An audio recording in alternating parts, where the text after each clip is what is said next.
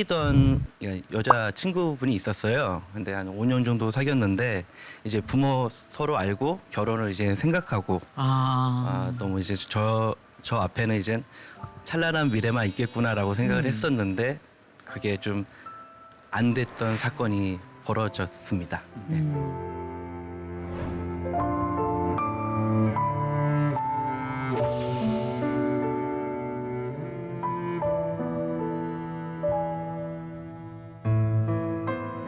저는 항상 친구들에게 말했던 게 있어요. 소중하게 네. 생각하는 게, 야, 인생 뭐 있냐? 네. 사랑하는 여자친구 한 명 생기고, 진짜 의용제 같은 친구 한 명 생기고, 그리고 뭐 작지만 평범하게 다닐 수 있는 평생 직장 하나 있으면은 그게 진짜 인생에 성공한 게 아니냐라고 말버릇처럼 이렇게 떠들고 다녔던 사람인데요. 네. 그 의용제 같은 친구가 어느 순간에 저와 이게 결혼을 약속한 친구와 부적절한 관계를 맺고 있다는 것을 제가 알게 되었어요. 그로 인해서 제가 좀 충격을 받고 그랬겠네요. 네.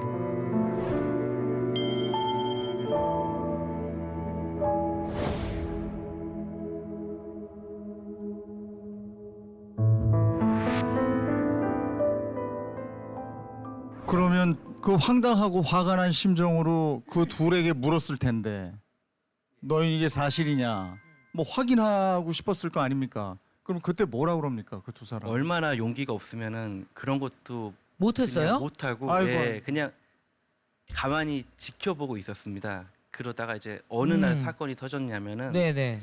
제가 이제 회사 생활을 하고 있었는데 네. 전화가 오는 거예요. 그 친한 친구에게 네. 전화가 와서 요즘 뭐해?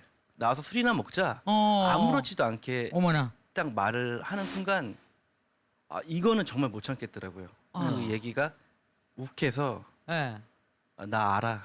너 둘이 지금 만나고 있는 거 만나는 아니까 더 이상 나를 이렇게 너무 뭐라고 해야 되죠? 비참하게 만들지 말아라고 말하니까 바로 전화를 끊더라고요. 네, 그 이후는 둘 다 연락은 연락을 없었습니다. 끊었어요? 예, 둘이서? 그냥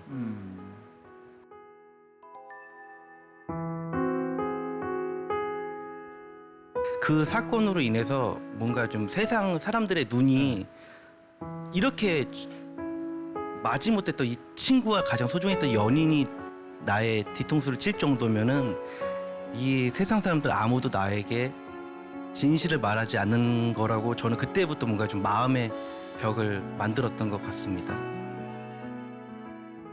그리고 나서 그 일 때문에 회사를 퇴사했어요? 그러니까 첫 직장이었는데요. 네. 네. 그런 사건이 있다 보니까는 머릿속에 계속 그 장면만 떠오르는 거예요. 계속. 회사에서도 뭐 업무를 계속 가르쳐 주시는데 계속 머릿속에서는 네. 그쪽이 맴도니까 너 임마 뭐 하는 거야? 집중 안 해? 이런 욕을 하다 보니까 이제 점점 회사 생활도 재미없어지고 한 7개월 정도 만에 퇴사를 했습니다.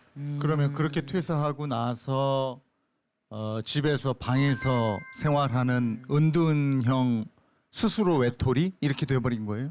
1, 2개월 정도 좀 마음 추스리는 기간을 좀 갖자라고 해서 집안에 그때 당시에 사람이 너무 싫었기 때문에 네. 전화번호 자체도 바꾸고 다 이렇게 사람들과 아예 소통을 안 하고 그 어머니 아버지랑도 이제 소통을 안 하게 되고 방문을 잠고 거의 그냥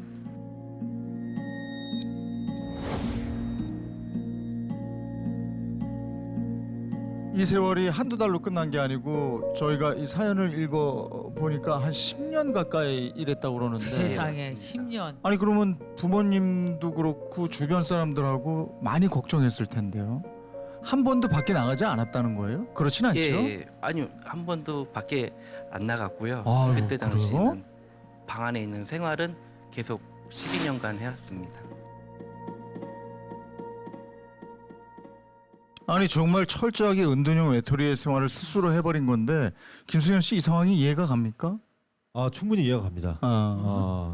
저도 집에서 그렇게 운동 생활 한 적이 있었었고, 그 대인기피증이 생겨갖고 우울증하고 저 연예계 생활하다 보면은 좀 그런 경우가 많이 생기거든요. 네. 그래서 저 같은 경우에는 이제 얼굴이 알려지다 보니까 네. 밖에 나가서 뭐 아주 사소한 것도 다 시선이 집중되고 그렇죠.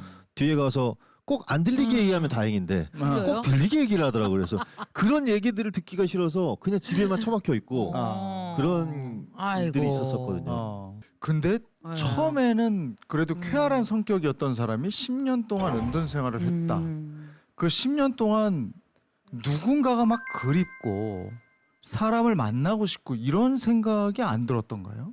이상하게 저는 외롭지도 않았고 이 생활이 너무 편했던 것 같아요. 이 게임을 하다 보니까는 게임을 하면은 그 당시만큼은 생각을 안 하게 돼서 게임 같은 걸 계속 빠지게 되더라고요. 그리고 가상 현실 세계에 들어가 있었던 거네요. 예, 맞습니다. 도피처가 된 거예요, 거기가. 정확합니다. 예. 채팅을 하면서 네. 이게 소통이라고 착각을 했던 것 같아요. 이 아. 친구들이야말로 진짜 친구들일 것이라고 계속 스스로 막 온라인에서 예, 만난 친구들이. 거기서 형 동생 하는 분들이 예. 오늘 사냥 가자 이러면은 그래 나에게는 이 친구들이 있었지라고 계속 거짓된 소통을 하면서 지내왔던 것 같습니다. 근데 부모님이 막 문 열어라, 너 나와라, 밥 먹어라, 너 왜 그러니, 뭐 이렇게 막 부모님이 걱정하고 그러지 않으셨어요? 초반에는 많이 그러셨는데 네. 제가 너무 좀 신경질적으로 많이 대하고 네. 그 은둔형 외톨이이신 분들은 좀 많이 알겠지만 그냥 방문 여는 것 자체도 너무 싫어서 그냥 어머니가 이게 뭐 하나 이렇게 슬쩍 열어보실 때가 있거든요. 그러면 아 나가라고 이런 식으로 좀 한 번은 이런 적도 있었네요. 새벽에 일어났는데 네. 화장실이 너무 급한 거예요. 어. 근데 아직 그 밖에서 이제 부모님들이 이제 식사를 하고 계시는 거죠. 네. 근데 저는 죽을 것 같고 어떻게? 방 안에 있는 그 뭐 콜라 페트병 이런 걸 어머, 이용해서 어머, 할 정도로 그러니까 마주치기가 싫었던 것 같아요. 아무도. 제가 좀 궁금한 거는요, 그런 게 있어요, 사실은. 그러니까 그때 정말 그런 충격을 딱 받았다고 할지라도 뭐 6개월, 1년 지나면 그거로부터의 이유가 됐던 은둔은 끝났을 것이고 그 다음에 은둔은 다른 이유로 이어졌을 거라는 생각이 들어요. 사실은 어떻게 보면은 예. 저의 나태함과 게으름 이런 거를 도피하기 위해서 계속 그 사람들의 얘기를 써먹는 게 아닌가라는 생각도 하고 있습니다. 했었어요. 예. 아니 근데 너무나 아까워요. 빛나는 30대가 사라진 거잖아요. 그런 그죠? 말이에요. 30대 세월을 고스란히 은둔형 외톨이로 지내신 건데 그 10년의 은둔 생활을 마감하고 밖으로 나올 수 있는 용기를 준 누군가가 있습니까? 아 그 누군가가 이 자리에도 계시네요. 이 자리에? 예, 누구요? 여기 김미경 누나가 아, 그래요? 또 저요? 있으셨고 예, 제가 또 한참 지금 정신을 좀 차리고 예. 이렇게 살면 안 되겠다고 느꼈을 때 그 강연을 많이 봤거든요. 누나 얘기 희망을 들었구나. 많이 받고 예. 그런 거 있었잖아요. 제가 모자르지 않다라는 것을 계속 일깨워 주신 것 같아요. 제자리 걸음도 너에게 근육이 될 수 있다는 말도 하셨고.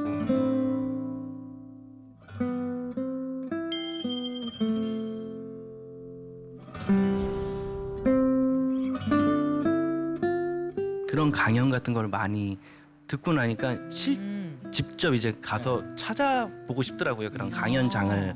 그래서 네. 이제 밖으로 이제 조금씩 가는 연습을 하다 보니까는 저에게 이제 부족한 게 많다는 걸 느꼈지요. 뭔가 인생이 좀 이렇게 파이팅 있게 뭔가 해결해 나가야 되는데 그 일 때문에 오히려 더 큰 피해를 받은 사람은 제주 씨가 돼 버렸어요. 10년 동안을 30대를 다 이렇게 지냈으니까 그 억울하다. 아니면 후회된다. 아 내가 왜 그랬을까? 뭐 이런 생각은 그 10년간의 은둔 생활 중 했던 날은 있었어요. 정말 이 10년은 아무짝에도 쓸모없는 시간이었습니다. 그냥 그리고 어쩌면 인생에서 가장 빛나야 될 시간에 가장 미련하게 10년을 써버린 제 스스로가 너무 한심하고요. 거의 이제 좀 정신을 차리고 우리 네. 또 이렇게 강연 같은 거 들으면서 이렇게 살면 안 되겠다라는 생각을 딱 하고 나서부터 이제 어떻게 하면 내가 이제 밖으로 나갈 수 있을까 노력을 생각을 엄청 많이 했던 것 같아요.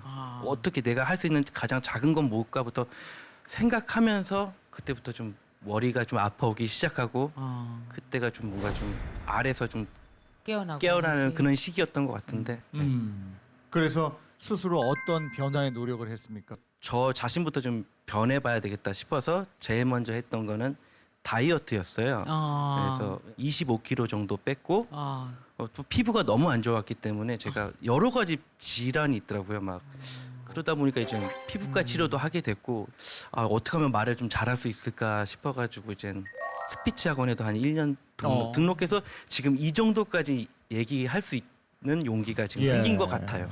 그럼 적극적으로 나를 개발하기 위해서 노력하셨네요. 저 나름대로 노력을 했는데 어떻게 비춰질지는 잘 모르겠습니다. 엄마가 좋아했죠? 밥 먹으러 어머니는 나와서? 엄청 좋아했어요. 오랜만에 밥 같이 드셨겠네요, 부모님이. 네, 이제 한 식탁에 모여서 밥을 먹었을 때 그냥 고요했던 것 같아요. 그 첫 식사는 정적이 좀 흘렀고 조용하게 그냥 먹고 아마 어머니는 많이 좋아하셨을 거라고 생각을 합니다. 그렇겠네요, 진짜. 어쨌든 세상 밖으로 나왔잖아요. 세상 밖으로 나왔다는 것은 세상 밖의 소식도 궁금한 건데 그 여자 그리고 그 여자와 같이 사귀었었던 그 지금은 친구도 친구. 아니겠지만 그 당시 친구 소식이 궁금하지 않았습니까? 전혀 궁금하지 않습니다. 아 그래요? 예, 왜냐면 이제 저는 저의 삶을 살고 싶은 게 마음이 커졌기 때문에 예. 지난 10년을 돌이켜 보면 거기에 대한 미련과 후회 네. 이런 걸로 쌓여 있었던 것 때문에 네. 오히려 더 못 나갔다고 저는 생각을 하거든요. 예, 네. 그런 거 좀 깨버리고 이젠 늦었지만 지금이라도 내가 할 수 있는 일을 찾아서 나아 보려고 하기 때문에 전 궁금하지도 않고 저는 그 김재수 씨한테 굉장히 좀 저기 칭찬이라고는 좀 약간 그렇긴 하지만 거기에 익숙해지면 사실 나오기가 점점 더 힘들어지거든요. 네. 근데 그 용기 나올 수 있던 용기를 내신 맞아요. 게 어떻게 보면 네. 굉장히 큰 게 아니었나라는 네. 생각이 들어서 그런 부분 굉장히 좀 칭찬을 드리고 싶습니다. 예. 그래서 저는 너무 이기적이었다라는 말도 좀 하고는 싶어요. 아픈 건 이해하나 부모님 아픈 거, 가족들 아픈 거는 전혀 신경 쓰지 않았다라는 좀 그런 죄송하지만 따끔한 말을 좀 드리고 싶어서. 그러면 과거랑은 좀 다르지만 또 다른 어떤 살아갈 수 있는 자존감, 자신감 이런 게 좀 생기셨겠어요, 지금. 그 예전만큼의 그 씩씩하고 활발하고 이 정도는 못하지만 네. 간혹 아까처럼 살짝 이렇게 아. 웃기려고 하거나 이런 네. 부분은 아직 예전에 그런 모습을 되찾으려고 노력은 하고 있어요. 네. 앞으로 세상과 소통하는 맛도 있을 거예요. 거기서 또 행복감을 느끼셨으면 더욱 좋겠습니다.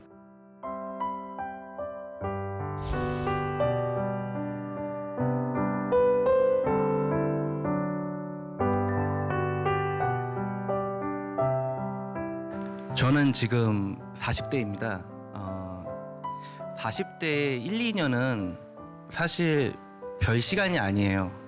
근데 이제 여러분들이 학생이신 분도 있고 이제 20대인 분들도 계실 테지만 거기에서 1, 2년은 정말 삶이 바뀌는 굉장히 소중한 시간이 될 수 있거든요.